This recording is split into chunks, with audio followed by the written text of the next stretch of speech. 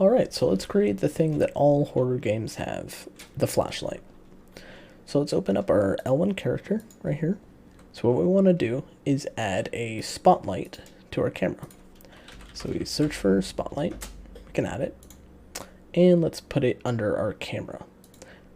Putting it under our camera will allow it to move left and right and up and down when we look left and right and up and down.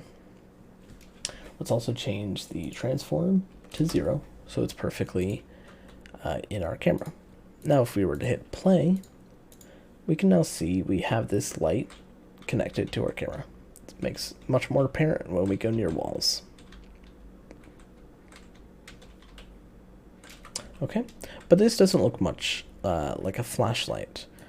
To make it look more like a flashlight, we have to add what's called an IES light profile. Luckily for us, there is a free pack of IES light profiles in the Epic Games launcher. So if we pull up the Epic Games launcher and we go here to Marketplace, and we can search for IES, we get this not this one. We get this IES Light Profile Pack from Construct Games. It's under the permanently free collection, so you can just go ahead and download it and add it to your project. So I'm going to add it to mine. Just click Add to Project, Udemy Horror Game, and I'll wait for that to load in. Alright, that was pretty fast. So now if we go to Content, we now have this new folder called Light Profile Pack. And if we click on Lighting and Profiles, you can see all these different way it kind of shapes our light. What I personally think looks best is Capped To right here. So I'm going to select it, and then in our L1 character, our spotlight here, I'm going to scroll down, and here we have IES Texture. Since I have it selected in the content browser over here, I can just click this little arrow and I use the selected asset. I'm also going to check Use IES Intensity. So this is going to let this texture here control the intensity of my light rather than controlling it manually right here. As you can see, this has become grayed out because we checked it down here. Let's compile and save.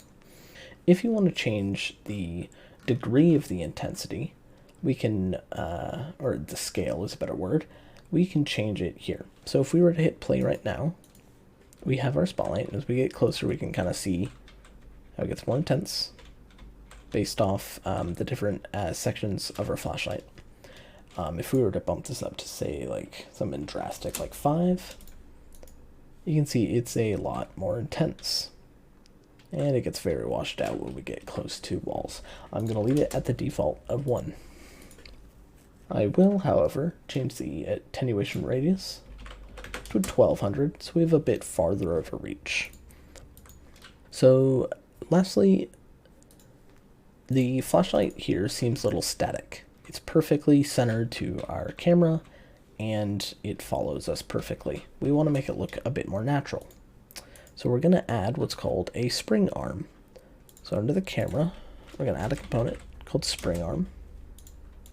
And this creates that little red line that kind of looks like those line traces that we created in the last few episodes. What we're going to do here is actually make the spotlight a child of the spring arm instead of the camera.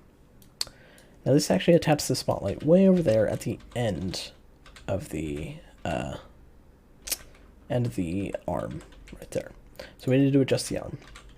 So the target arm length is going to actually be 10, and then the socket offset is going to be -30 in the z-axis. So this puts it slightly behind and slightly below our camera.